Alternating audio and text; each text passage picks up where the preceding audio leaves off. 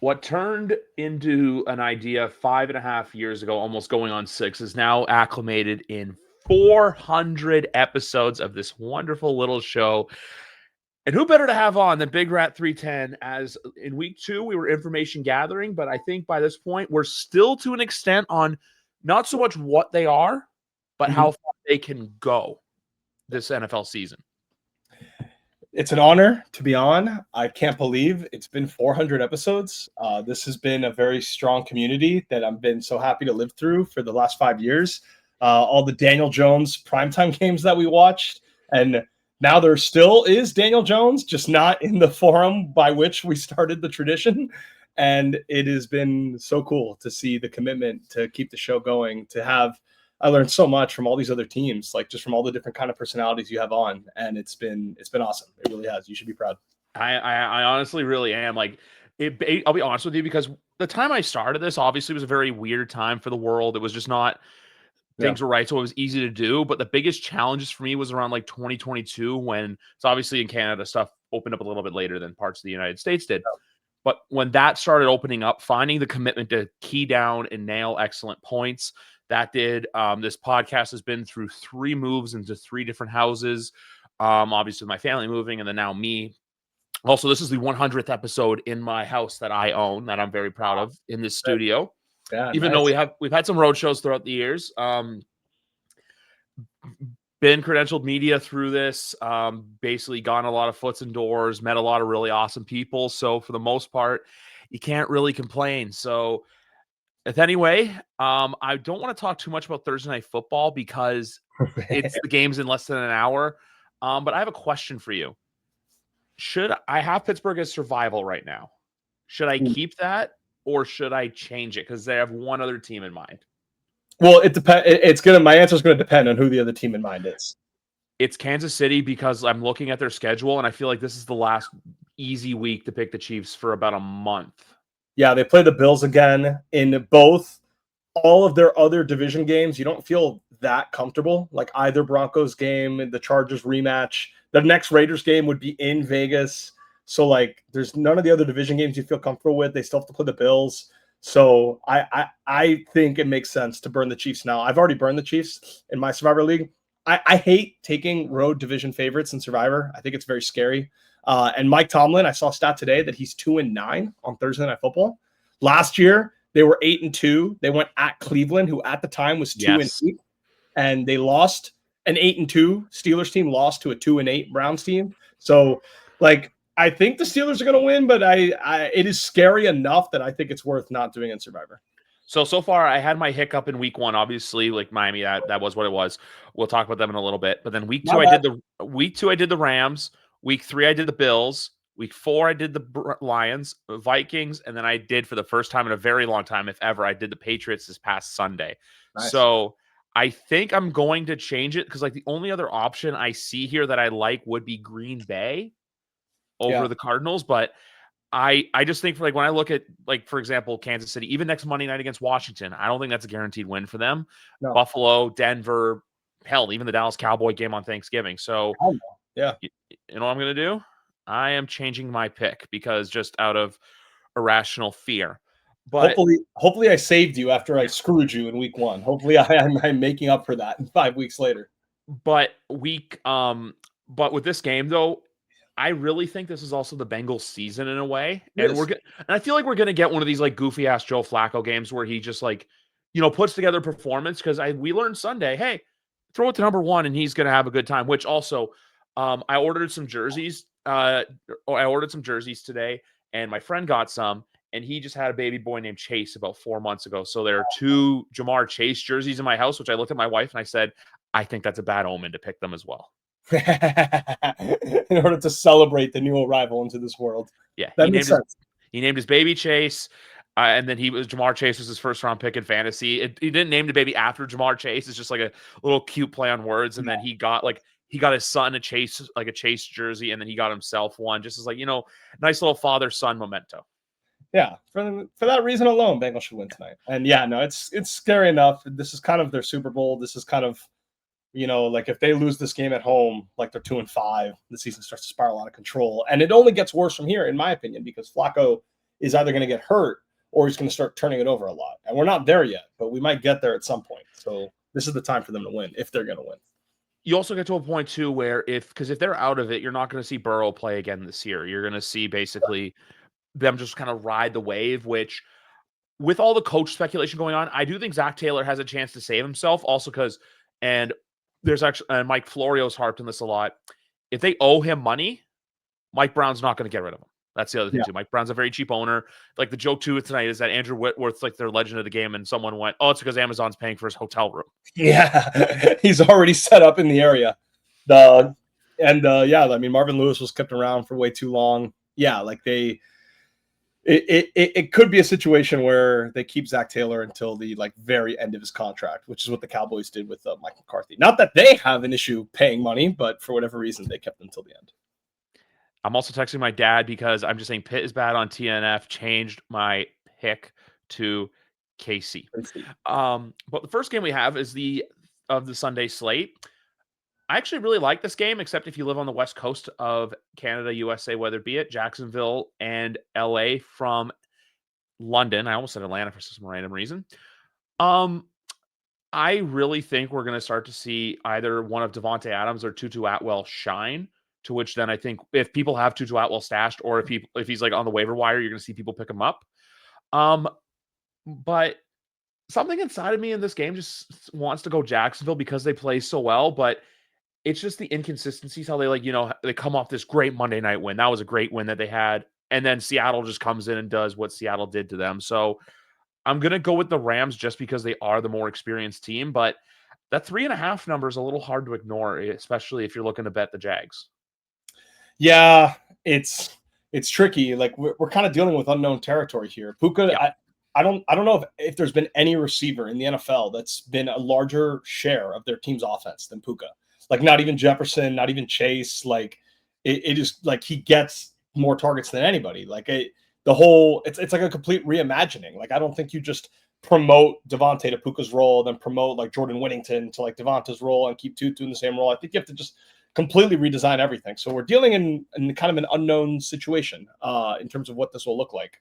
McVay is apparently really good overseas. I read that earlier today that he's like he's got like a really strong like performance and whenever he's had to travel to London. But the Jaguars have the most London experience of any other franchise. So how much does that matter? I think it's a coin flip game. I think at 3.5, I think it makes sense to take Jacksonville on the spread. Just because the game is so close that when you're getting the extra point there, especially with the hook, I think it's worthwhile to take Jacks. Does Tony Khan take a red eye to get from St. Louis to London? Of course.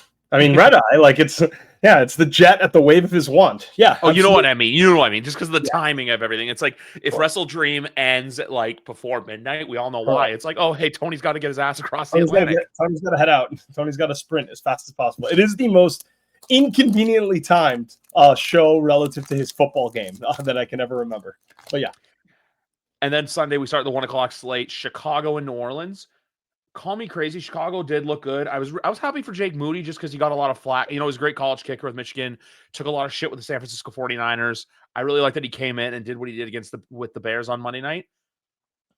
But the Saints are a bad, good team to where, like, look, I got to see it firsthand Sunday. They don't give up. One thing I noticed throughout the game too is with Ramondre Stevenson's fumbling. You'd see Demario Davis just coming with the club, being like trying to get the ball out. For as much as I think Chicago's turning the corner and they're good, it's just this is a game that's really going to show, can you kick old habits? Because you're supposed to win. You're a 5.5 point favorite at home. But there's something inside of me saying that the Saints can steal one here. I agree. I think the Bears, coming off the emotional Monday night win, like even that interview that Caleb gave, he was on Monday night. He was even saying like, yeah, we went through a lot of adversity. We started 0-2, but we battled back. Like we won 3 straight. Now we're 3-2. It was almost kind of like he was taking a breath.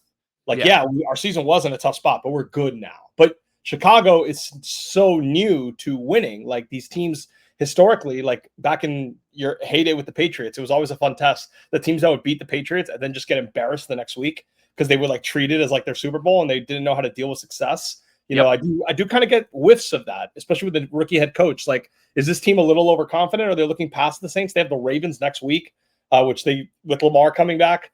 Like, is it possible that they are maybe overconfident relative to where they actually should be against a team that's been competitive? They are only 2-4 against the spread, the Saints are, but it's misleading because a lot of their games have been close. Like all their games except one have been within a score. So instead of being 1-5, they could easily be 3-3. Like your Patriots are 3.5-point favorites. You cover, but like it's a 6-point game. Same thing with the Cardinals in week 1, the Niners in week 2. They were down 2 points against the Bills, and in a game where they threw an interception in the red zone in the fourth quarter. Like it's and that was at Buffalo. Like I think this is a way more competitive team than people realize. I think Spencer Rattler is a better quarterback than people realize. I love the Saints in the spread this week. I don't know if they'll ultimately do enough to win, but I think it'll be like all their games so far. It'll be closer than you think. It'll be a 1-score game in the fourth quarter, and when that team is getting 5.5 points, hell yeah, give me the Saints plus 5.5. It's for me. It's just is this a new Chicago? Because also the other thing too is I feel like Troy Aikman hates Caleb Williams. I don't know what it was, but like it's crazy that story took up airtime like over like 3 days too. It's not like just a Monday story. Chicago radio was talking about it on Tuesday and Wednesday as well. Find that charming. Yeah. As my actually, you know what? I'm gonna take this while I'm on the show because I texted my dad. I'm just gonna saying he's doing that right now. Go for it. Hey, what's up? I already took KC. I already took all the good teams. The other games are shit this weekend. So I'm live currently recording the show, and my thing with taking Pittsburgh is that Mike Tomlin is not that good on Thursday Night Football. My friend just informed me of that, and also too, Shane ordered a Chase jersey for him, and obviously the aforementioned Chase, and so they're in my house right now. So for me, I can't take. It's just a bad omen for me to take Pittsburgh. The only other, pardon me. Fair enough. Yeah, that's the thing I would say. Denver or Green Bay would be the other two picks, I would say. Yeah, I'm taking Denver. I already took Green Bay. So, all right, enjoy. Have a good time. Thanks. We'll talk to you later. Bye. Bye. So that was my father, who's never been on the show before, but that's his first appearance. But yeah, no, that's just, and also aforementioned Saints fan. So what perfect time for the calling on that one. But no, the thing with the Saints is just, they're not this bad team. They're like the bad Patriots of like 2023, where it's like, they're feisty, they're competitive, they're in every game. Like, yeah, we probably figure they're gonna have a top 5 pick, but it won't be easy though. Yeah. It won't be easy. Like they're gonna have some wins. They're gonna sneak up on some teams. Like it's not like the Titans who just like get blown out every week. Like they're fighting. We'll talk about them in a second. But no, I just think for Chicago, it's ultimately, are you the new Chicago? Because if they lose this game, it's the Bears are that Simpsons meme. Lenny, get ready, everybody's about to do something stupid. That's the Chicago Bears in my mind. That's the Chicago Bears like I'm ingrained to believe in. But yeah. And then we move on to the next game, which I feel like you're going to have a lot to say. Cleveland and Miami. I'm going to say this right now because I listened to Omar Kelly with Mike Florio on Pro Football Talk this afternoon. I'm not saying it's a must win for this team, but obviously if you want to change the sinking ship around, this is the kind of game you get. Cleveland getting 2.5. I think it's because they're at home. But as long as, that defensive front doesn't get to Tua and Tua can get the ball out with ease, you got to assume they're going to win. Also, too, all Miami has to do is score more than 20 points, and they're in the clear. So I really think for Miami, this is just not so much, I can't call a get-right game when you're 1-5, but this is just so much of that emotional exorcism kind of game where it's like, hey, we got the win. Let's just see where this goes from here kind of game. Meanwhile, with Cleveland, the more I see it with them, and I know you're itching to talk, I really like Kevin Stefanski, but the more they play like this, unless they have a points explosion, I really think the writing's starting to become on the wall for him to not be the coach of Cleveland next year. Man, a lot has changed since we did the AFC preview episode. I, like many Dolphin fans, our whole thesis for this defense was the pass rush will be great. Yes, the secondary is horrible, worst corners in the league, sure. The pass rush will carry the defense throughout the year. And this team doesn't get pressure. It is unbelievable. Like, Chop Robinson only has 6 pressures on the entire season. Bradley Chubb is cooked, like completely washed. He's a great hit stat guy for the Dolphins right now because he has 4 sacks on the season, which is a lot, like through like 6 games. But a lot of them have been cleanup sacks. A lot of them have been the other quarterbacks like falling into pressure. Like he's like never pressuring the quarterback, but he's getting a sack a game. It is unbelievable.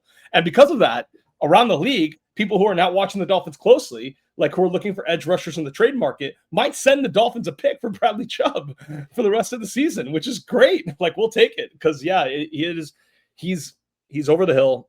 Zach Sealer's having a horrible year. No one knows why.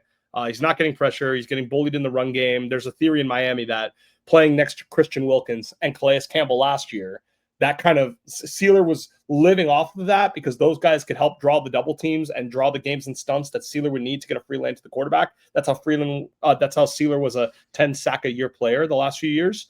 And with those guys not there, and with Kenneth Grant, a rookie, as a first-round pick, and Jordan Phillips, a fifth-round pick, they don't have the veteran DT to kind of spring Sealer open. So unfortunately, Sealer's not having much of an impact. And Kenneth Grant has been one of the worst defensive tackles in football. He's a rookie. It's understandable, but it's like really bad, Griff. This is the worst run defense in the NFL by a mile. They were the first team to allow Rico Dowdle to go over 200 yards. And then Kamani Vidal last week had 100 yards in the first three quarters. They have allowed a team to score on 60% of their defensive drives. 60% of their defensive drives. That is a record by any team since 2000. Since 2000. That's how bad it's gotten. And so we're just in a really, really, really tough situation here where the offense has been actually okay. Like, my brother turning off the blinds here. The offense has actually been okay. Like the last, their season-long offensive numbers don't look that impressive because week 1, they scored 8 points against the Colts and cost everybody in Survivor and cost a lot of people against the spread. But if you just take out week 1 and you go from the week 2 game against your Patriots onward, this team scores 27 points a game.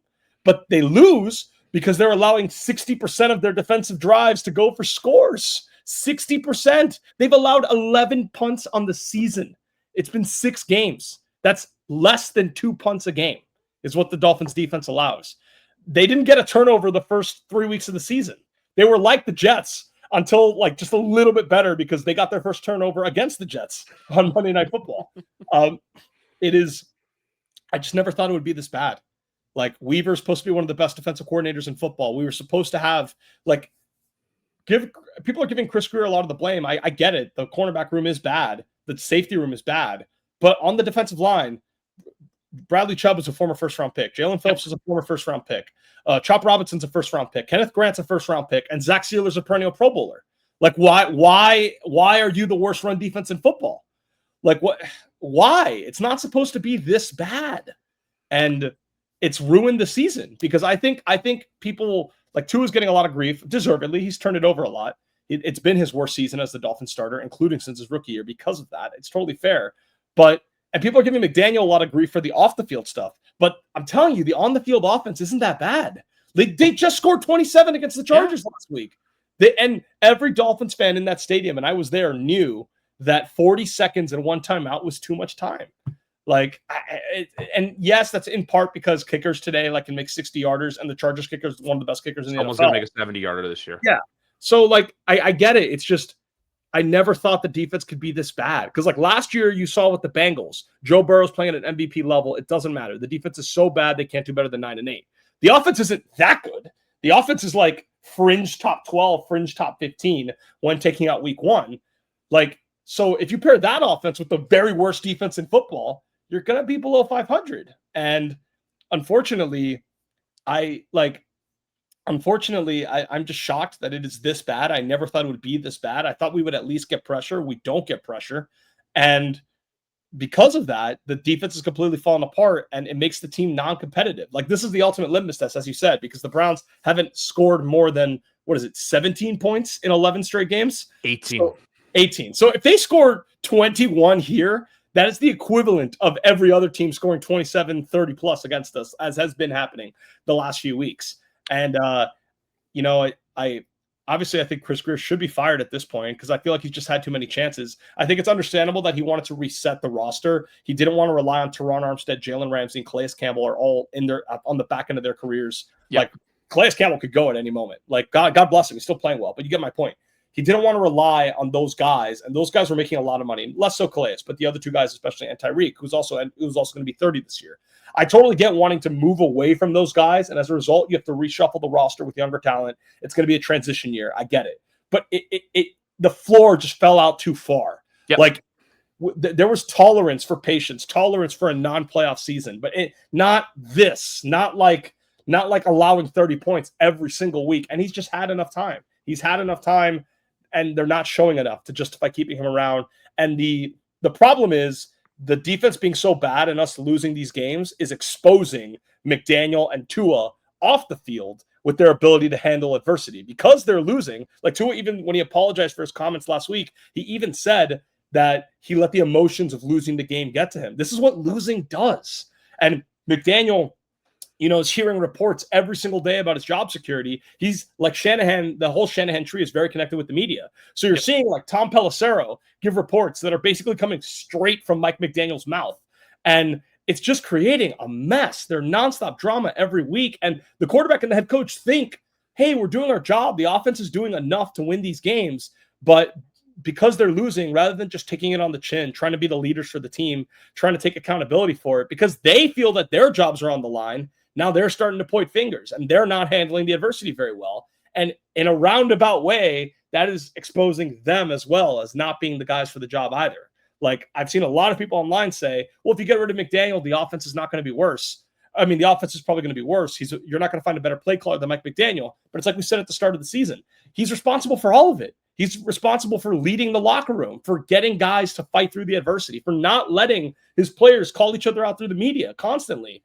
And he's just not handling adversity well. And if you don't have a head coach and a quarterback that handle adversity well, maybe they shouldn't be your head coach and your quarterback anymore. So, I mean, we don't have to have the Tua conversation now because he's under contract for next year. He's not going anywhere. He's fully guaranteed next year.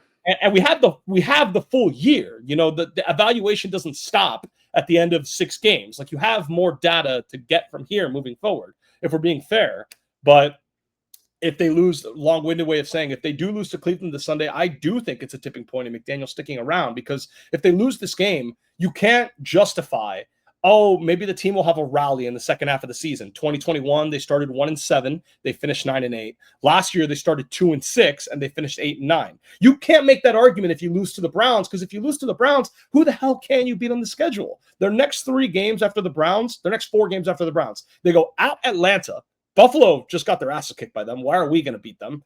Home against the Ravens with Lamar Jackson coming back. Prime time, too. Prime time. Home against the Bills, who historically own the Dolphins. And then another island game going to Spain to play the Commanders. Like, if you can't beat Cleveland, how can you beat any of those teams?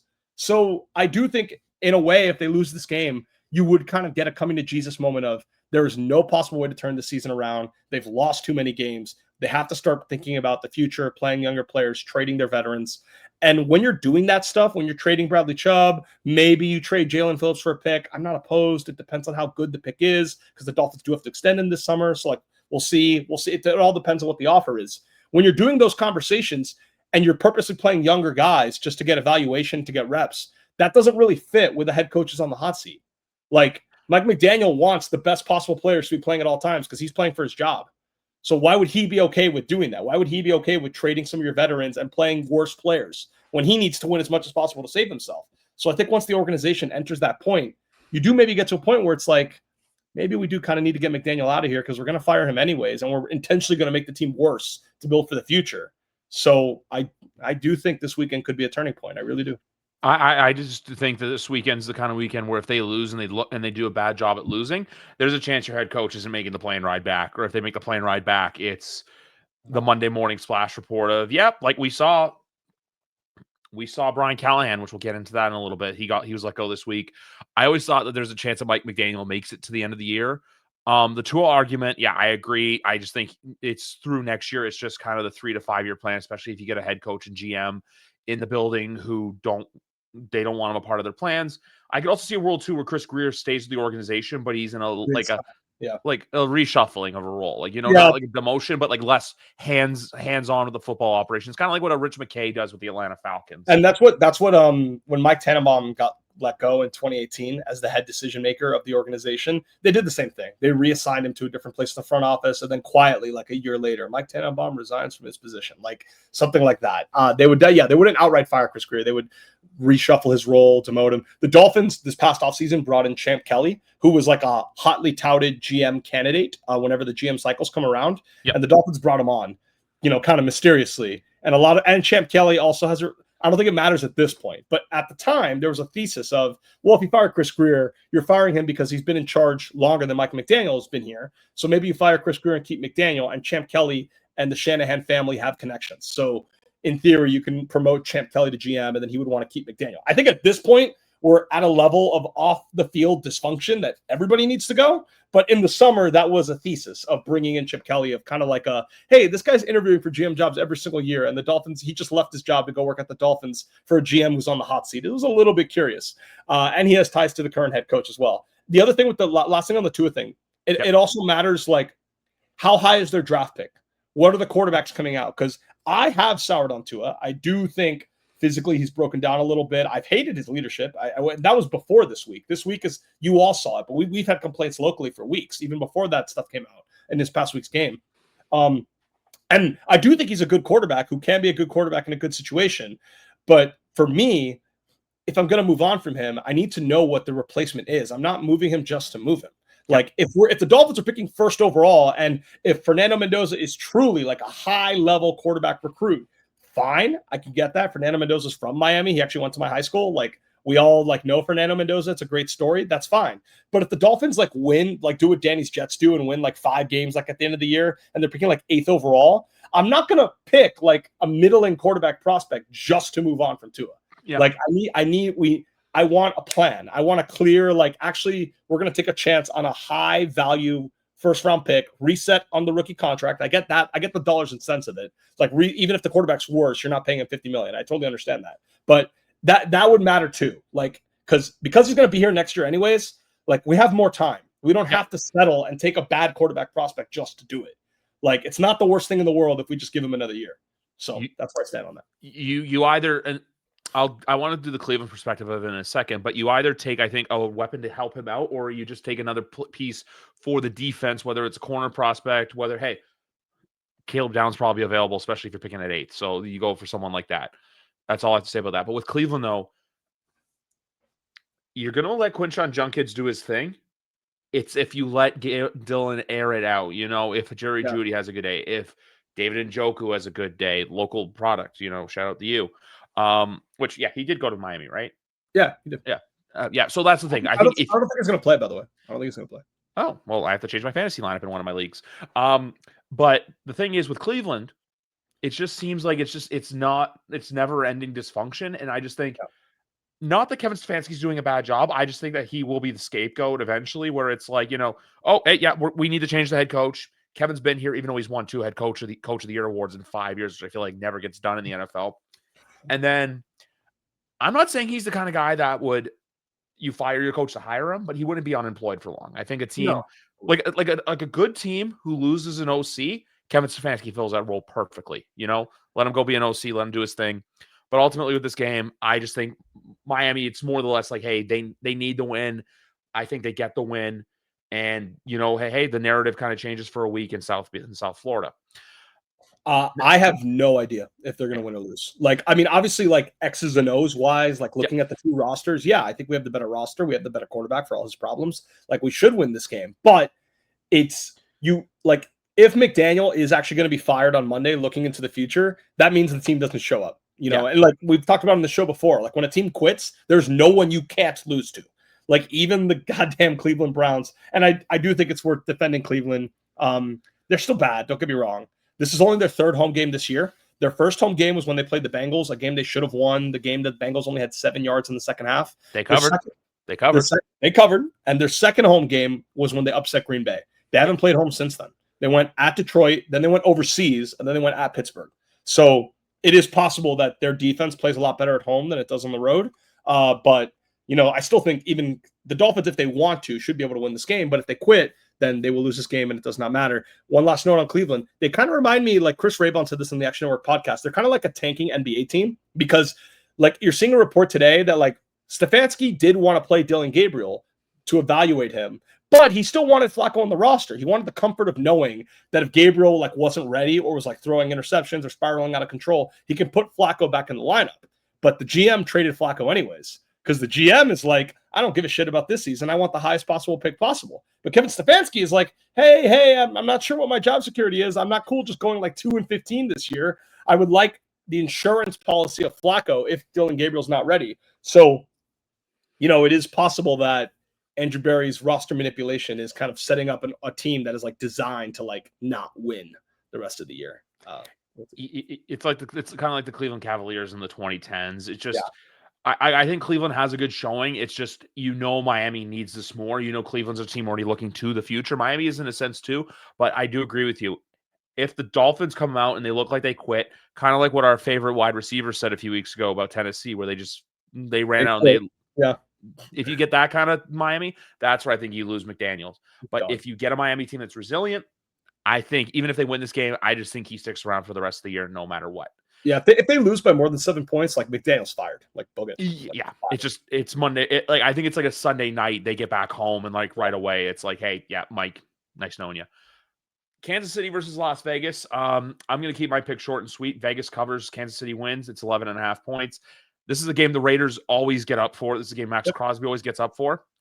On the Kansas City side things, I really have a problem with how the Rashee Rice thing is being handled, where everyone's like, oh, he's back. And it's like, yes, he's coming back from injury. But he's also lucky that he's not in behind bars or worse because of what he did. I think that's being overshadowed quite heavily. Like, I think Kansas City's finding their groove. I think, look, everyone, I don't agree with Brian Branch did. I said it on Monday where I thought it would have been a fine, but the more I thought about it, I think the suspension is the right call with the NFL wanting to enforce the whole, sportsman-like stuff. I don't like Patrick saying that we let them do the extracurriculars and we play between the whistles. I didn't sit well with that. That didn't sit well with me. They're kind of turning into, I don't even want to call them like the bad boy team, Kansas City. It's more the less where it's just, shit, here we go again, Kansas City Chiefs. But ultimately, like I said, Vegas is going to make this day very difficult. And if you want to have some fun with it, like I said, get a Max Crosby sack, but they are covering the 11.5. This is a team, no matter how bad the Raiders are, they always play the Chiefs close. This is a game the Raiders always want to win. I have nothing to add. Like, you said every single thing I was thinking. Like, I was like, oh, wow, he hit that point. Perfect. 400 episodes. Unbelievable. Yeah. We have great chemistry. Big rats up. I can't remember count the amount of times. But yeah, that's, like I said, with the Rice stuff. Look, he did his thing. He served his time. But I just think making it seem like he's coming back from just a knee injury when instead there's the bigger picture looming cloud of which I feel like too, even how Andy Reid brought back Kareem Hunt, where it's like the second chance thing, but you still can't ignore, what he did was terrible. The Rashee Rice, you can't ignore like I said, Rashee Rice is lucky he's not in jail or worse right now, and that the lives could have been lost that day. Like, it could have been, I don't want to say this, but it could have been Henry Ruggs level serious, where there was life lost because of an auto accident, but thankfully there wasn't. But I think Kansas City's finding their groove. It's just, for me, I look at games like Washington. I look at games Buffalo. I look at Denver. I look when they play the Chargers. Hell, I even look at that Dallas Thanksgiving game where I'm like, what Chiefs team shows up then? Beat the teams you're supposed to beat, but what you did against Detroit, can you do that against the elite of the elite in the NFL? Yeah. Minnesota and Philadelphia. I want to label this as a get-right game for the Eagles, but there is something with them this year, especially that defense, that just does not look right. They really, like, Kansas City never had a Super Bowl hangover. They seem like they're having a Super Bowl hangover right now. Like, look, the Denver game was whatever. You pee down your leg. But last week, I didn't watch it. I was at a wedding, but I just saw like what the Giants did, and I'm like, oh, good Lord. If you're the Eagles and you want to be taken seriously, this is a game you win. But at the same time, too, the Vikings are a team not to be ignored. It just depends on which Vikings offense shows up, I think, is the ultimate key to this game. Yeah, I mean, Carson Wentz, I do think it'll be Wentz. I don't think it'll be McCarthy from the data we've had so far this week. Yeah. With Wentz, no one really knows what to expect. Like, 1 week he's good, 1 week he's bad. Is him playing his old team going to motivate him? Is he going to make him too nervous? Because when he played them in 2022, he was terrible and he got sacked 9 times. So it's just a mystery box. I have no idea how their offense is going to perform. But I'm confident that the Eagles offense is not going to play that well because they haven't played that well all year. Like, people would be really surprised looking into some of their offensive metrics. Like, it's kind of one of the worst offenses in the NFL. Like, that sounds like sacrilegious to say for a 4-2 team and for a Super Bowl contender, but none of their numbers are good in the pass or on the run. Their first 4 games, they were 4-0. They were a 4-0 team that was outgained in all 4 games. The last 4-0 team to do that was the 2012 Cardinals, who upset your Patriots in week 2 on a missed Gostkowski field goal. Never forget it. Like a trick shot. Yeah, it was like a 25-yarder to win the game, and he just missed it. It was crazy. And so the Cardinals were outgained their first 4 games that year. They started 4-0. They finished 5-12. Now they had 5-11. 5-11, correct. Actually, no, they finished 4-12. I think they lost 12 straight. They might have. I think they Kevin won Kolb at quarterback. Yes, they might have won like the week 17 game, but generally, yes, I think you're right. I'll check it. But either way, the point is the Eagles, it's not going to be that bad because that required like quarterback injuries, like they were playing different guys at the end of the year. But nonetheless, this offense was getting by, and I was with a friend at a party for the UM-FSU game a few weeks ago, and we were talking about betting on the Eagles or betting against the Eagles. And my friend was like, oh, but like they've been getting lucky. You should bet against them. And I was like, I know, but they kind of have this thing the first month of the season where they're the champs. They have this air of invincibility, this belief that we're just going to win every game. Yeah. And the moment they lost, I told this to my friend that day before they lost to Denver. The moment they lose their first game, I think the losses are going to start to domino because I think their underlying metrics aren't that good. So that whole air of invincibility is shattered once you start losing, both by your internal confidence and by the confidence of your opponent as well. Like after the Giants just kicked their ass, every team in the league is like, okay, we can do this. This isn't that scary. And when you actually go to their underlying metrics and not their aura, not their championship level confidence or whatever, like I think they will lose more often. And I think they're going to lose this game. It's risky on the spread because Carson Wentz could easily just like throw 2 picks and you'll like feel like an idiot. But the Vikings are coming off the bye. They have a great home field advantage. The Vikings played the highest amount of cover 2 in the league. I've been saying for years, cover 2 is how you shut down Jalen Hurts. Like what he wants to do is either scramble or if you're playing cover 1, single high safety man coverage, he'll just throw a 50-yard go ball to A.J. Brown. And it looks impressive. It looks nice, but A.J. Brown's a great receiver who can catch most of those passes. If you just play 2 high safeties, like that pass is taken away. And that's like literally half of all the special plays he ever makes in a football game is that random 50-yard deep shot once a game. So the Vikings, I think, would take that away, and they would play a lot of zone. And I think they are kind of built. Their defense, and they're getting Cashman back, who didn't play the last few weeks before their bye week. I think they're kind of built to take advantage. And especially if Quinyon Mitchell doesn't play, I think he's going to. But if he doesn't play, Keely Ringo and Adoree Jackson against Justin Jefferson and Jordan Addison, mismatch. Even with Carson Wentz, mismatch. Adoree Jackson just does not look good this year in any coverage snap he's played for the Eagles. The over-under for this one is 43.5. I would take that over, by the way. Yeah, it's a little low because I think the Vikings are going to score. Like, I think you take the under if you think the Vikings are just not going to do that much on offense. I think the Vikings can get to like 24, 27 points. So, yeah, I like the over. Yeah.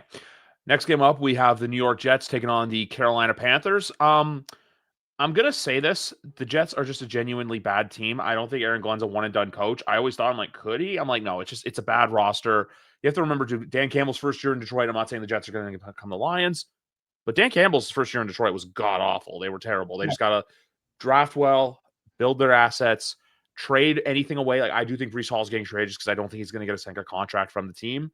But, like, they have some of their nucleus there. I've heard Jets fans saying, like, trade Quinnen Williams. Or like, I don't think you move off a player like Quinnen Williams because those guys don't grow on trees. Like, even like you have Sauce Gardner, you have Garrett Wilson. You figure it out. But on the other side of the ball, ever since Carolina got belted by the New England Patriots, they're the team I thought they'd be. They're getting some wins. They're looking good. I think Tet McMillan is as advertised right now. He's looking really good for them. It's a shame Tommy Tremble went down because Tommy Tremble's had a really good game against the Patriots in that first drive. And I've said this all along. I think Dave Canales is the right guy to lead the ship in Carolina. I think Carolina's a bit of a project. You've heard less about David Tepper over the last couple of years, which I think is doing wonders for that team. And I'm not saying he's ready for a contract yet. I definitely think you pick up the 5th year on Bryce for next year. I definitely think you let the couple seasons ride out, see how they do, and go from there. But going for this game, though, with all that said, is this the one the New York Jets finally get? Just a random opponent, like how they randomly beat they were terrible in the Adam Gase year, and then they beat, I think it was the Rams like late in the year, and they had then they beat Cleveland to cost themselves the number 1 overall pick that year. So I'm so torn on this one because I can see it going either way, but I got to ride the hot hand with the Panthers, but it would not shock me to see the Jets win this one because it is a pick 'em on the spread. Yeah, the Panthers, I think, are one of those teams that are really good at home and really bad on the road. And so when they play your Patriots, they look terrible, even though a lot of it was special teams, but still, they still didn't look great. And then they beat my Dolphins. We suck. Doesn't mean that much. But they beat Dallas too. And both games were very similar games. And even Atlanta. And I think falsely, people think, oh, they beat the Cowboys and the Falcons, they can beat the Jets. But I don't think people realize that they're dangerous at home. They're not dangerous on the road. So the Jets are so bad that the Jets could just lose this game anyways because they're the Jets. Maybe even if Carolina's not playing that well, they have a stupid turnover at the wrong time and Carolina steals the game. I wouldn't shock me at all. Yeah. But I do think the Jets are live here to win their first game because I don't think this Panthers team is the same on the road. And if the Panthers lose this game, everyone's going to be like, what a confusing team. They look this one week, they look this another week. And I'm like, it's not that complicated. They're good at home. They're bad on the road. I think it's pretty straightforward. Because they're on the road, they're vulnerable, even against the 0-6 Jets. Maybe the Jets can win. I think it'll probably come down to, I think it's a coin flip game. I don't know how to predict it. I think it'll ultimately come down to how many turnovers do the Jets have. If the Jets have 0 turnovers, they'll probably win. But if they have any more than that, they'll probably lose. Yeah, I think the Panthers are still a very young team, but if they lose this game, everyone's going to go, oh, the Panthers are frauds. Oh, the Panthers are this. Where it's no one came into this year saying the Panthers were going to be winning that South. We'll get about the two teams in the South because I have my thoughts on those teams. But the Panthers are going to be that team that, slowly starting the next year, people are going to stop ignoring and be like, hey, the Panthers are finally putting it together. They got Bryce.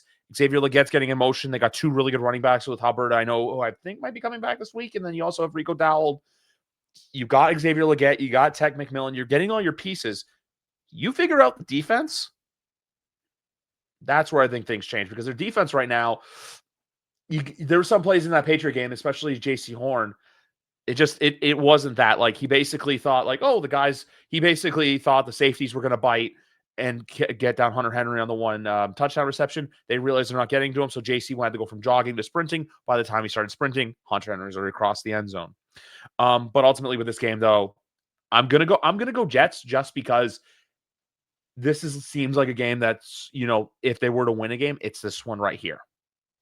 Yeah. I think they already played the Dolphins. They don't play the Dolphins again until mid-December. You start to run out of spots on the schedule if this is not a win. So yeah, I think picking the Jets is fair. We have this feels so good to say, the 4-2 New England Patriots heading to Nashville to take on the now Brian Callahan-less Mike McCoy led Tennessee Titans squad. The spread's 6.5, but that number really scares me. I don't know why. I look at it. I'm like, the Patriots, this is a game they should win. Harold Landry is questionable to play in this one, though. He's been dealing with an injury. Patriots are extremely thin at edge and at linebacker. I think there's a game that they get a little chewed up in. Not this game, but there's going to be a game that happens to them, whether it be Atlanta, Tampa Bay in a few weeks, where everyone realizes, hey, this team's good, but they're not there yet. I'm not out here saying, Super Bowl, this and that, but they're a team that's in the mix, and that's all I wanted going into the year. Win the games you're supposed to. The Buffalo game was their best win in 5 or 6 years, to be honest with you. Probably since you beat Buffalo in 21, even though it didn't. No. When they beat Buffalo in 2019 to win the division, I don't know if you remember that game well. I did. The next week then when you guys came in and cost us the bye, but that's another story for another day. This one is the one where it was a super close game. This is the one where Buffalo is starting to get good, and the Patriots had to hold on for dear life to get to win the division. So it was the best win since then. I still think New England wins, but I think this game's a little bit closer than people think, just because not the head coach bump, but I think we're going to see a different Cam than we've seen in previous weeks. Yeah, and the head coach bump is real. We've talked about it a lot, over 400 episodes on this show. It statistically bears fruit. The team immediately after the fired head coach has some sort of bounce back performance, especially when they're at home.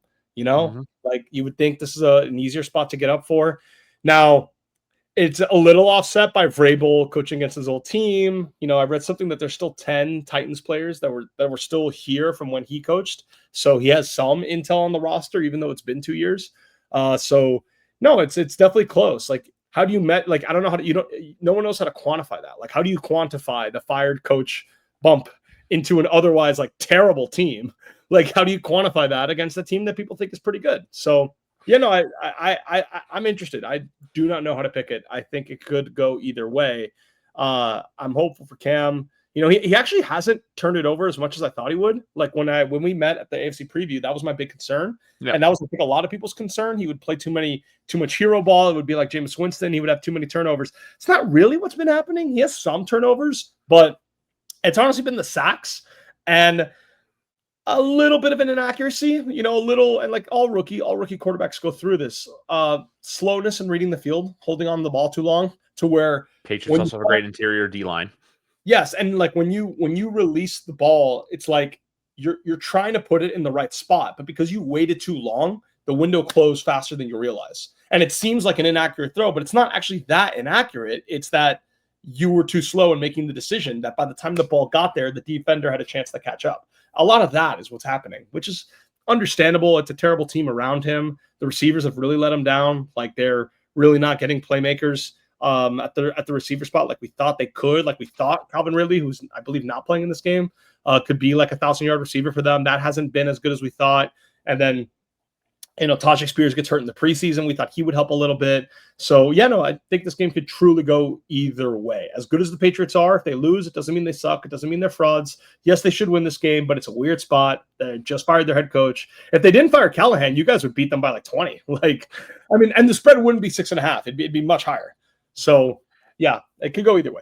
I think it started at around 7.5 and it's crept down. I know the Kansas City Vegas game's the same. It started at 12. It's going down to 11. So I think a lot of money is coming in on the Raiders and probably on the Titans because of that.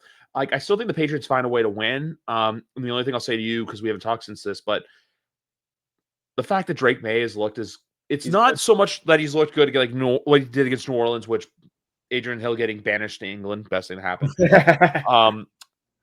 It's the way he won the Buffalo game for me. The fact that you went in there on a Sunday night as a 7-point dog in a divisional game, which, like we say, the golden rule, you pick the dog in the divisional fight. Yeah, it's a heavy dog. Yeah. But the fact, too, that he's just making plays, he made Collinsworth do that, like, chuckle on the play. That's where I'm just like, oh, we got a guy. But no, with New England, cornerback, the defense, the DB play has been great. Gonzalez has looked good since he's come back. Carlton Davis, some of our fans aren't liking him. He's allowing, I believe, like 29 yards a game, which has been a great addition. Craig Woodson's going to be a good player eventually. He is a little banged up right now. It's just linebacker and defensive edge. That's what they need to get better at.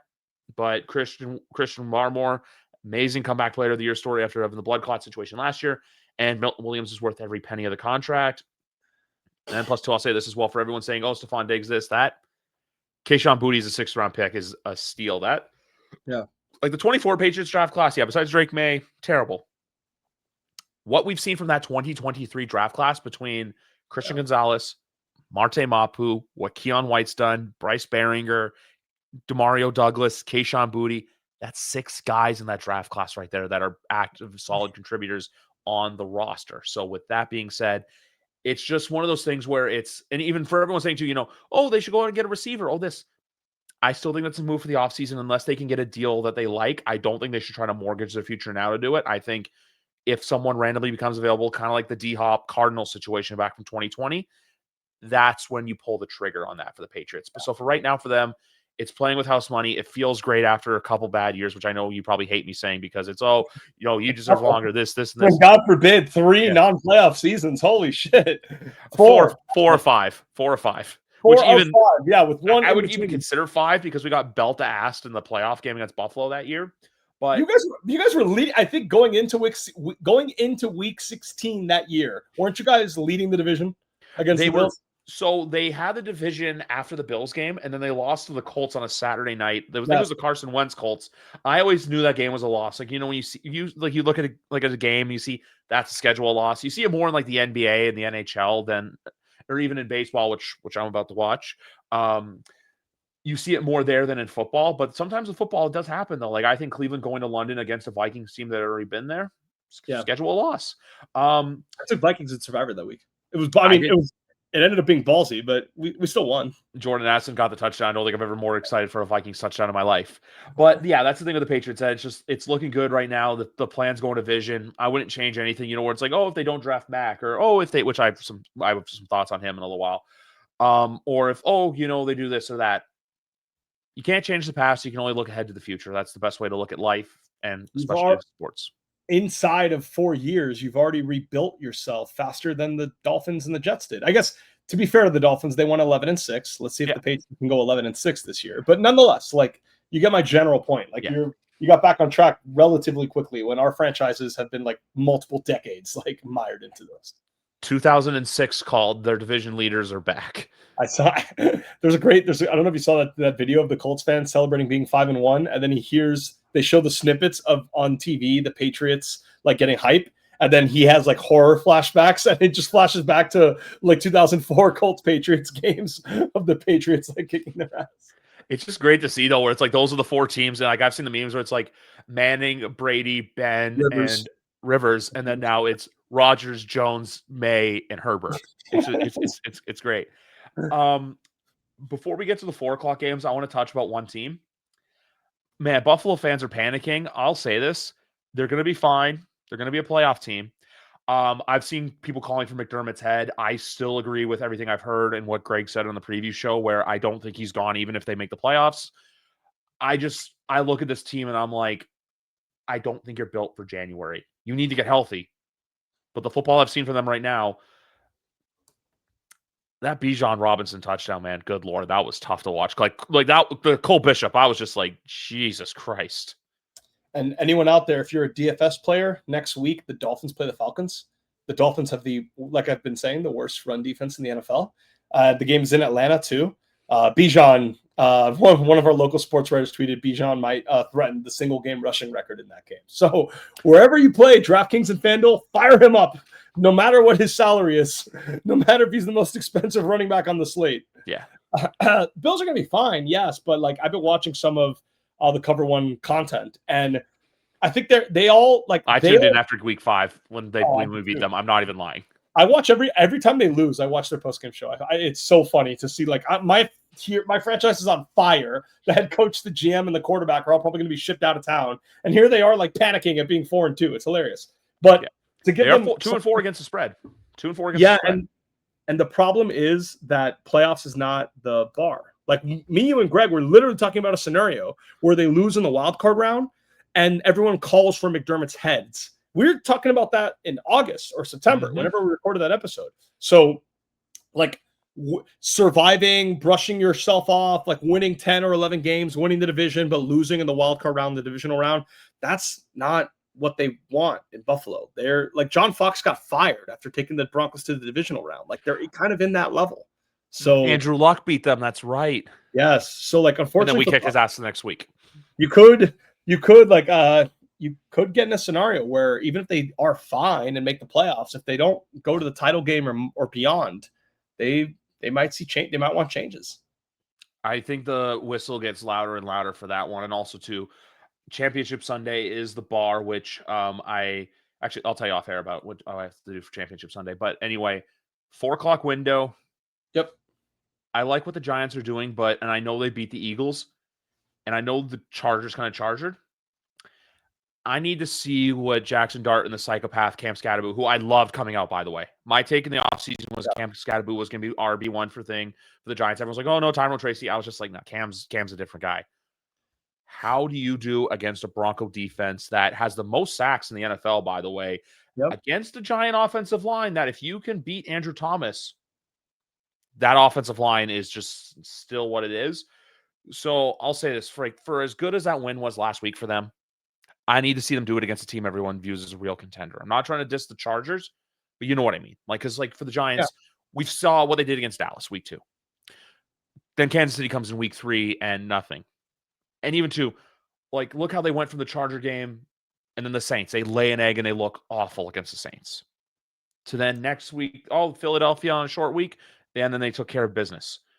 Yep. How do you do when you go on the road as such a heavy underdog in a altituded environment against a great head coach, and what I would say is a top 3 defense in the NFL. How do you do against that? Because I'll say this, if they look bad against the Broncos, I'm not buying in stock of them as a team. I think their future's bright, but for 2025, I think it's a week-to-week team for right now.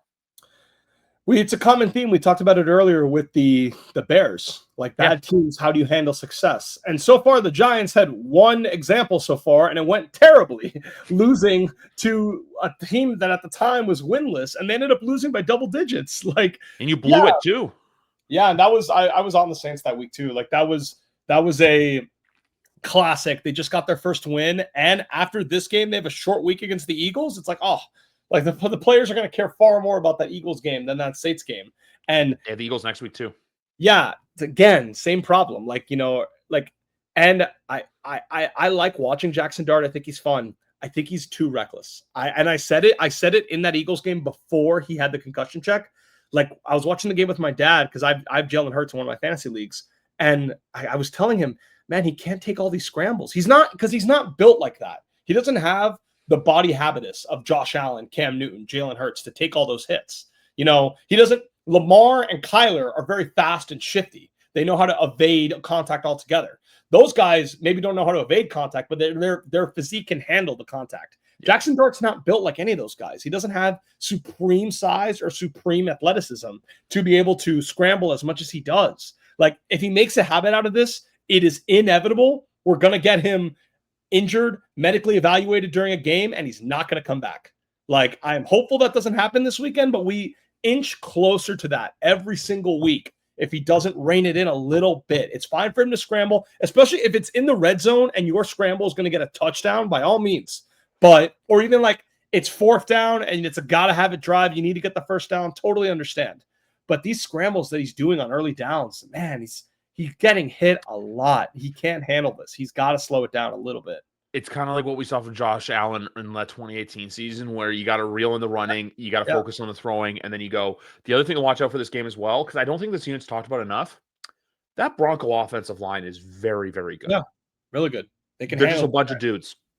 And I took the Broncos in Survivor this week. It's not a great week, as your dad was talking, as we saw on the show. It's not a great week, especially if you've already used the Chiefs like I have. I think it's fine to use the Lions this week, but I understand if people are scared because Baker wins every game at the last minute. So I totally understand. So I think the Broncos, I think to me, is the compromise. I think they're probably going to win. I don't trust the Giants to handle success. The Giants have another division game to look forward to next week against the same team they just played. And they have to go to Philadelphia. They have to go to Philly, and the game is, I know they've had an extended rest, but I don't know if the Giants are ready to upset the Broncos on the road. Both of their wins have come at home. Like, do you really trust a rookie quarterback against one of the best defenses in the NFL on the road? I think it's asking a lot. So that's why, I have no idea on the spread. Like, it wouldn't shock me if the Giants cover, but I have a hard time seeing the Broncos losing this game. So that's my Survivor pick this week. Do you remember about a year ago we came on here and we had an early look at a Ravens-Broncos spread that was Ravens really high, and you said this is Vegas giving an indicator that could be belt to ass? Yeah, those are the games where the Ravens beat the shit out of you, like when they win by 30. Yeah. I'm not saying the Broncos do that but do you remember the Bronco-Falcon game from last year where Kirk went in there and he just looked bad? I think it was like 36-6. Yeah, and he kept turning it over. Yeah. I could see Dart doing something similar because the turnovers he had against the Saints, none of them looked pretty. Those were just like balls where because and I'll say this too, Kool-Aid McKinstry is a really good cornerback. He was at Alabama. I think he's just kind of taking a while to find his footing in the NFL. You got the best defensive back in the league you're going up against in PS2 with PS2 versus Malik Neighbors would have been cinema as for a football fan. I feel like it's very unfortunate that Malik Neighbors, it's like Jackson Dart's great. Oh, our best receiver tore his ACL.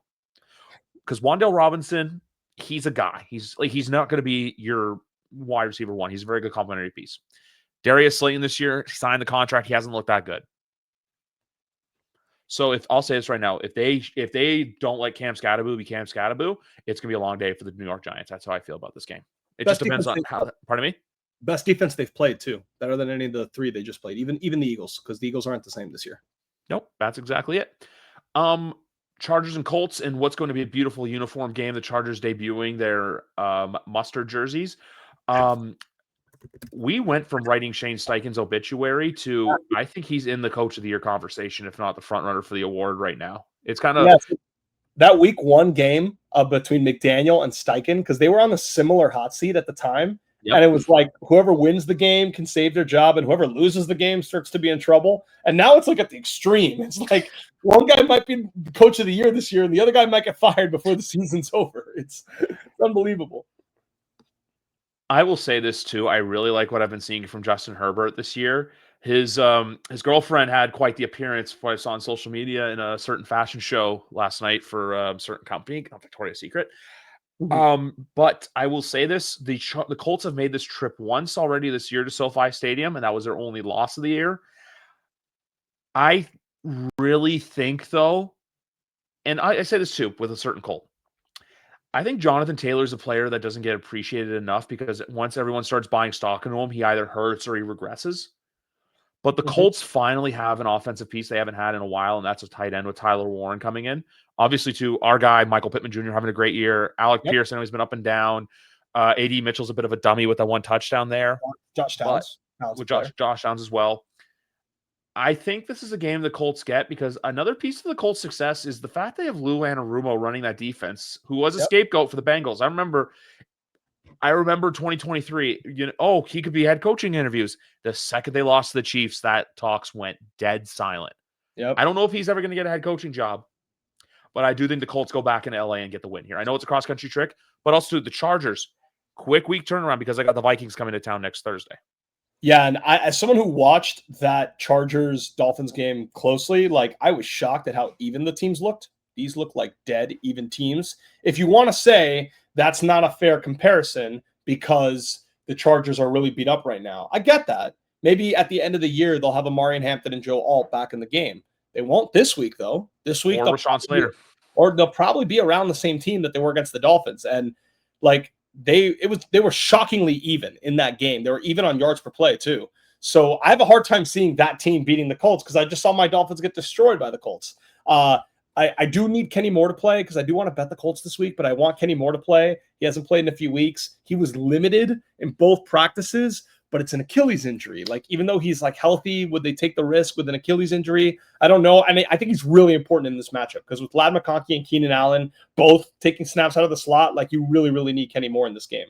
So I'm hoping that I get Kenny Moore back for this game so I can bet the Colts. But I do think the Colts are a better team, and I think people would be shocked. The Dolphins got no pressure last week, and because that's how. And it just furthered what I already knew, that the Dolphins were supposed to be a team that can rely on their pass rush. Everybody's been beating up this Chargers offensive line. The Dolphins couldn't. And they got DeForest Buckner on the other side. Yes, and the Chargers truly had one of the lowest pressure rates allowed in the entire league last week. And I think people falsely think their offensive line problems are fixed. I don't think they're fixed. I also would have thought the Dolphins could take advantage of it. They can't. They can't get pressure this year. The worst defense in football. The Colts, I think, probably can. I think this will be one of those games where Herbert is getting sacked a bunch of times again. Well, the Dolphins only sacked him once. And that one sack was because he scrambled. It wasn't even a true sack. He scrambled and he got tripped behind the line of scrimmage. That's all it was. So, yeah, I'm with you on the Colts. Yeah, the Colts plus 2.5, by the way. I like them.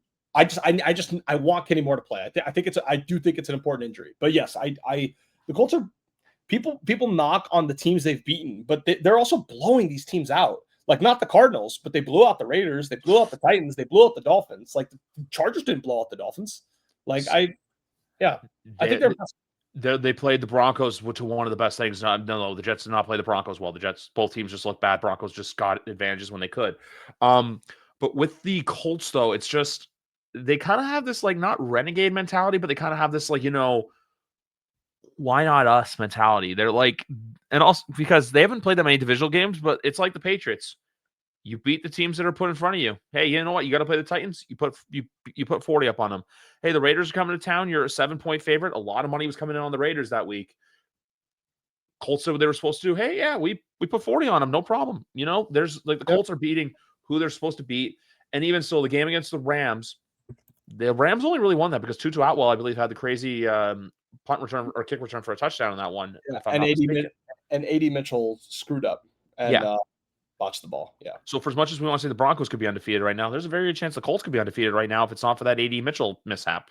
By the way, the Colts' highest point differential in the NFL by a mile too. They're plus 78, and second place in the entire NFL is the Seahawks at plus 49. So yeah, Colts. I'd also take the under of this game at 48.5. By the way. Yeah. I mean, because the whole thesis for my argument is their Chargers offense will struggle with their offensive line injuries, and the Colts can take advantage. Even I know the Colts generally don't get that much pressure, but I think it won't matter in this matchup. And because of that, the Chargers offense probably won't score that much. So under, yeah. Yep. So we talked earlier about Miami and how the vibes are bad there. I don't think the vibes could be worse right now in the Valley. I think Arizona just pretty bad. I think Jonathan Gannon's going to be on his way out at the end of the year. The way he handles himself in certain situations, like the yelling at DeMarcado on the sidelines I didn't realize he was on the staff with the Falcons when the Michael Vick stuff went down, when he basically said, how do you handle adversity? He's like, well, our quarterback got arrested, where I'm just like, that's not really a good example to give for how do you handle adversity. But I also have a take two on them. I don't think in a 5-year future, Kyler Murray is still their quarterback. I think they're going to find a way to move on. I think Kyler Murray is going to end up being a maybe successful journeyman somewhere, or like he's going to just like kind of flip-flop and bounce between places. Like, some teams take not advantage of him, but like they take advantage of like, hey, we can fix Kyler Murray, which I don't even think he needs fixing. I think it's just mutual parting of ways for both sides where it's not working out. We need to go our separate ways. I do think Monty Austin-Ford stays because he has built a really good he's built a roster. It's just, I don't know if Jonathan Gannon's the guy. I think as well. We've talked glowingly before about Drew Pensing, but just the way the offense has looked, I'm just like, I don't know if he's going to get another crack at a head coaching gig. And then you also have Mike Rallis, fun fact, brother of former WWE superstar Riddick Moss. So his sister-in-law is also former superstar Emma. Yeah, but just back to my point, I just don't think the vibes are high in the Valley.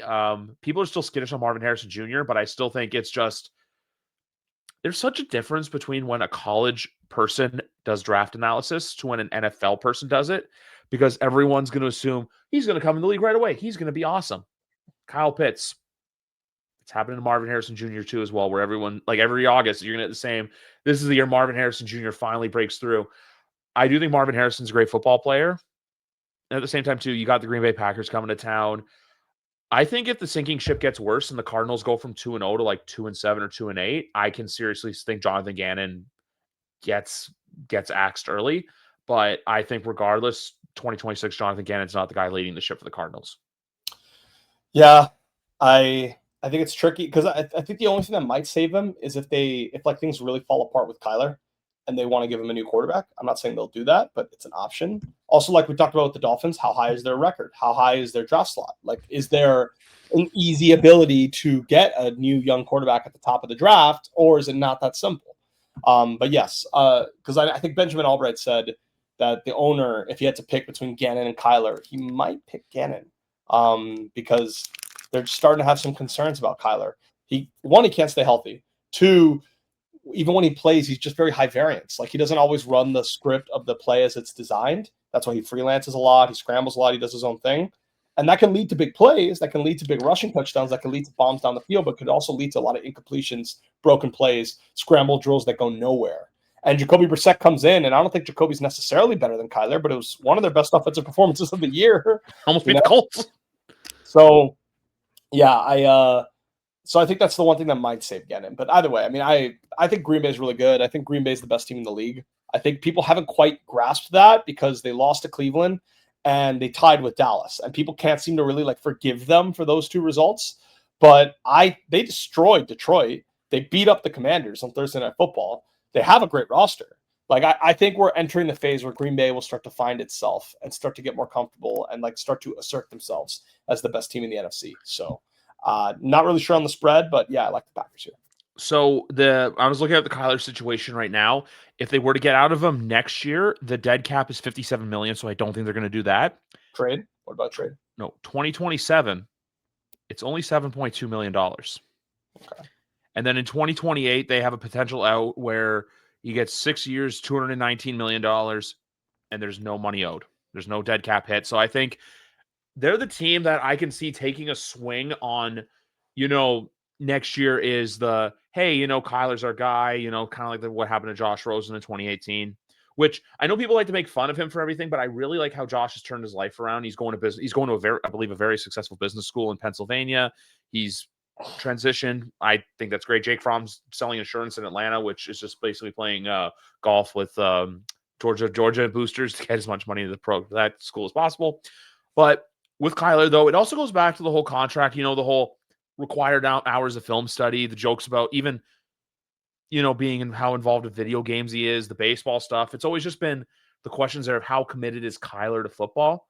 So I think next year, I also say Jonathan Gann can be out because Michael Bidwell is a bit of a loose cannon owner. Yeah. Like, he seems like he wants to have a good team, but at the same time, too, he just makes decisions that kind of leaves you head scratching. So I can see a new coach coming in next year, and then Kyler's out in 2027. I think they take the hit for the 2027 season. He goes somewhere else, and then they bring in someone new there just because I don't know if there's a quarterback next year that can come in and do that unless they have a top 3 pick. That's the only way I could see it happening for Arizona. That's fair. Dallas and Washington. I'm going to go Washington. My only question for you is, does the over-under of 54.5 hit? I think over, because I think Dallas is going to score 30 because they have a great offense and the Washington defense isn't that good. It's in Dallas too. Yep. So I think the offense will play even better than we think for that reason. Because they played Green Bay really good in Dallas. They've been on the road the last 2 weeks. We haven't seen them in their home building in a while. This year, their 2 games in the Cowboys Stadium was 40-37 against the Giants and 40-40 against the Packers. So yeah, over. I like Dallas. By the way. I think this is just a kind of game Dallas can have. I mean, yeah, we don't have to go back. I mean, it's a close game. It can go either way. But yeah, I lean Dallas a little bit just because they're at home. Yeah, I go Green Bay for the last one. By the way, I just wanted to get off my chest with the Arizona situation. It's just it was well founded. Yeah. And then Sunday Night Football. I honestly think it's a very underrated game because at the beginning of the year it kind of was like, oh, what are we gonna have? I'm ready to say this. I think Bijan Robinson's a top 3, if not 2, running back in the NFL. I think he proved that because he's the kind of guy that can go in there next year and with his contract negotiations and be like, which I did criticize them for the pick at the time, being like, oh, I think he can also go in there and argue not just highest paid in my position, but highest paid in the league. Like, I'm not saying he's going to get like 50 million, but he can definitely get north of 20 or 25, or if not close to a number with a 3 in it. I agree, and I think he's probably good. He has a shot at winning offensive player of the year because they like to give it now to like Saquon won it last year, and I think McCaffrey won it the year before. They love to give it to like these all-purpose running backs who got like over 2,000 scrimmage yards. And going into this week, he's on pace to break Chris Johnson's 2009 record for all-purpose scrimmage yards. So yeah, if he does that, he'll obviously get it. But yeah, he's having a great year. I like the Niners here. I think they bounced back. They've been very resilient through all their injuries. Losing Fred Warner does hurt. It hurts a lot. I think the Falcons are a little inconsistent. We haven't seen Penix on the road since that 30-0 game a few weeks back. Because after that, they played the Commanders at home. They had a bye week, and then they played the Bills at home. So we haven't seen Penix in that environment yet. Last time we did, he was really bad. He's still young. He's still inconsistent. He only has like 8 total starts in his career. And I think he's going to play worse on the road than he does at home. Everyone does, but like by a significant margin because he's still so new at this and because that Panthers game was so bad. So I like the Niners here in a bounce back spot with Mac Jones. I think with the Falcons, when Michael Penix is on, he's on, but when he's off, he's off. That's how I feel like with him. I'm going to say this. I'm happy for Mac. I know everyone's saying like, like would the Patriots better with Mac or Drake? Mate, no, that's not a question. I think Mac is just, you get him, he's the kind of quarterback. You get him in the right system that works for him. He's going to be successful. I don't think George Kittle is going to play this week. The injuries are just piling up there, but they're basically everyone but Christian McCaffrey is getting hurt. And Rob Saleh has done a really good job with that defense. He's kind of showing like I had forgotten week 1, and then I'm watching the highlights on the sidelines, and I see Rob Saleh. I'm like, holy crap, I forgot they got Rob Saleh back. So I think San Francisco, even with all the injuries, which look, Fred Warner, I said this, he's a top 10 player in the league. I think he's very overlooked just because how many offensive people just like break out and think. He's one of the best defenders in the league right now, probably the best linebacker in the NFL. And it was just terrible to see what happened. Like, him, Nick Bosa, etc. I completely agree with you though. And also too, it is -2.5. So I think people think because of what happened. Also, we have to look too. Remember the Buccaneers game? Atlanta found a way to lose. I know they went into Minnesota and won, but Minnesota kind of shot themselves in the foot. I don't think the Niners do that. I'm with you. Give me San Fran. Also, give me the 2.5 as well. Agreed. Monday Night Football. We got 2 games this week, so if you want to watch both, stay up and watch a pot of coffee, even though I'm probably not going to watch the second one. Detroit versus Tampa. for as much as I'd love to go Tampa here and I like Baker Mayfield, it doesn't look like Bucky Irving's going to play. So I'm going to go Detroit because I think everyone thinks, 5.5. Tampa will cover that no problem. I'm not saying this is going to be like what happened against Baltimore, but I can definitely see a world where we kind of see the Lions get their swagger back. Because I think some people think like, the Lions this, the Lions that. I think the Lions need the adversity of losing some games in the regular season to kind of help shape them for when the football truly matters in January so they don't, step on a rake on the third Saturday in January. I like the Lions here too. They historically cover at a high rate, higher than At anybody home. else. At home, it's indoors. They need the win. I think Tampa Bay's been getting, I don't want to say lucky, because like the plays that Baker makes in the fourth quarters to win these games, he's earned them. He's earned them through his clutch and resilience. And they were unlucky in the Eagles game to have their pump block for a touchdown. But it does kind of feel like Detroit, this is the spot where Detroit bounces back. This team, last few years, they usually don't lose 2 in a row, especially when the second game's at home. The Bucs are still very beat up. Losing Agbuka is a big deal. Like, I think that's, I understand everyone's freaking out over the Tez Johnson catch and Breaker still getting plays from other receivers. I get that. During the game, with adrenaline running at home, I could see that. Going on the road, Monday Night Football, against one of the best teams in the NFL, it's a tougher ask. I know the Lions have cornerback injuries, but still, it's a big ask. So, yeah, I think the Lions bounce back here, and I like them on the spread too. I also say this too. I still like that 52.5. I just think this could be a high-scoring game because Detroit still has a good defense, but I just think that Tampa can put up some points here and make it a pretty good game. Like, both teams scored at least 25 points. I don't think that's much to ask for with these two teams. And then late Monday night, we have Houston going to Seattle. I like Seattle here. They're kind of, you know what they are? They're that team where you want to look at them and go, how are you doing that? Because they're just finding a way. I think they have their wide receiver one of the future in JSN. I think he is awesome. You want to add like two to the whole, like, is LSU wide receiver you, or is it Houston? Not Houston. Is it OSU? I think it's slowly becoming Ohio State just with the amount of guys they have coming, plus 2 Jeremiah Smith coming out in a couple of years. So you have this like microcosm of talent in Seattle building, and we'll have to wait and see what happens. But just with Houston though, I think they still are good, but I just think that they're not the team that we've come to know them to be. Yeah, and their last 2 wins, kind of misleading, right? They beat the Titans. Everyone does that. They played the Ravens like with no defense in a game that none of their starters, no Lamar. The Ravens basically quit midway through the game, and then they had a bye week. So I feel like because we haven't seen them struggle in a little while, we've kind of forgotten that their offense had serious problems the first 3 weeks of the season. And I know Seattle is better on the road than they are at home. It's a fun little quirk. Mike McDonald's 10-1 on the road, and they're like 4-8 at home. It's something crazy. But even despite those numbers, I still am going to back Seattle as well. I think the defense is going to get a lot of pressure on Stroud. I think Texans offense, they have to show a little more, because I think doing their offensive performances against the Titans, by the way, that game was 6-0 in the fourth quarter. And then also against the Ravens that had no defensive starters available for the game and no Lamar. I need to see more. I don't think those are like, if the Texans were 0-3 going into this game without the bye week, without those 2 games, this line would be much higher than 3.5. So I'm with you. Seahawks, let's do it.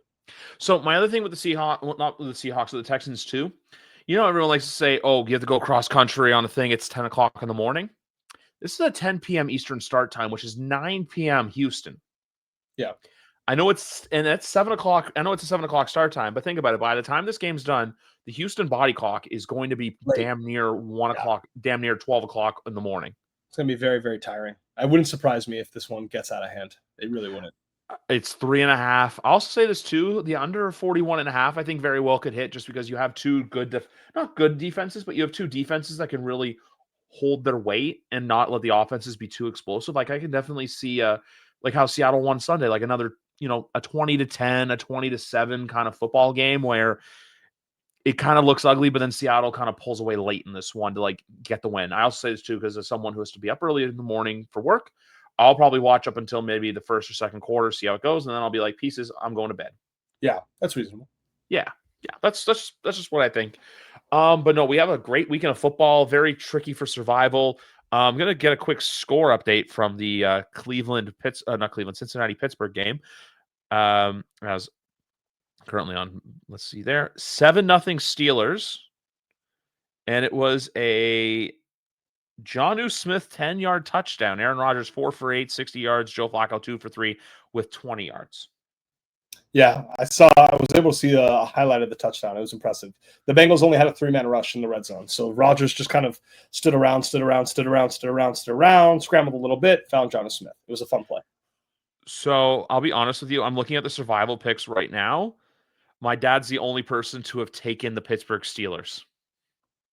He also doesn't have a strike so far, but his picks are quite interesting. Eagles week 1, Ravens week 2, Bills week 3, Lions week 4. He took his Saints week 5. Ballsy. And he took the Packers in week 6. That's a good run. That's a good run out. Good series of plays. Good series of yeah. I like that. Well, because like with mine too, like when I look at next week, like I would take I can't take the Patriots obviously, but I'd probably take them there. If I do make it to next week, I would probably look at taking either the Eagles over the Giants, just because everyone thinks, oh, this is the game that the Giants win, and the way the Eagles win, or actually Broncos Cowboys kind of scares me. I don't think I would do that. And then maybe the only one I look at right now is Colts over Titans, or what's another good one here? If the Dolphins win this week, take the Falcons. I'd be surprised if the Dolphins beat the Falcons. So, yeah. I was also thinking of like a parlay to build for this week, but I'm like, I see more stuff in the 4 o'clock window I like for betting than I do in the 1 o'clock window. Yeah, that makes sense. Like, there's maybe something like Colts, Washington, Dallas over, and then Broncos money line. How about that? Just thought it out of my head. Broncos money line, Cowboys Commanders over, Colts on the spread. Sounds good to me. I dig it. Perfect. I dig it. I got on it earlier, but 400 feels weird, but it feels very rewarding and very, very good. I'm going to take a moment to basically gloat about myself. I'm very proud of myself for being consistent on this. I've been doing 3 episodes a week pretty much since the beginning of the NFL season. I'm going to continue doing 3 episodes a week until the CFL season is over, and then it's all Patriots and NFL from there. Also, one thing too, folks, probably after the Super Bowl until sometime after free agency or before the draft, I'm probably going to go a little quiet for about 6 to 8 weeks. We'll see where that goes unless big things come up. So probably once free agency ramps up again. But I'm not going anywhere. Big Rat's going to be back. We're going to have to eventually do the 3-way fatal triple threat of Big Rat, Danny, and I eventually. Sure. I know Danny probably doesn't like talking about his football team right now, but that's another subject for another day. Okay, I'm on his level this time. Normally I can snub my nose at the Jets fans. Now it's like, I'm right back with you guys. It's more comfortable this way. Being back to being terrible again. The first episode of the show was done the 2 days before Tom Brady's final game as a Patriot, so I have not seen a truly what I think is a believably good team in New England since doing this. So it's just like everything coming together. I'm going to take a phrase from one of my favorite shows and say everything's coming up Milhouse, and that's what I'm going to name the title of the show, where it's just, hey, everything's coming up great. It's awesome. It's been splendid. The guests, for anyone who's been on, thank you. We're going to be back probably, I don't know when yet, but the next episode will be the Pats recap show after the Titans game. That'll be episode 401. And then next week we have 402 and 403. We didn't get much into DVOA or EPA per play. We just talked straight ball. It was a lot of fun. Big Rat, it was when I knew I was doing 400, you were the one person I wanted to have on to encapsulate this monumental moment. We're going to be at 500 before we know it. I don't even know what I want to do for that yet, because 100 was still one of my favorite episodes I've ever done, where I asked everyone about football, and yours is the one story that really resonated with a lot of people. Like, resonated in the sense of like how heartfelt and just honest and like candid you got. I still have it. I still have that recorded. Yes. But anyway, folks, 400 in the bag, 400 to go. We're not going to stop at 800. I'm going to take this as far as I can go with it, but the ride's not ending anytime soon. For Big Rat 310, I'm Griff. 400 in the bag. Have a great night, everyone. Thank you for listening. Thank you for doing this.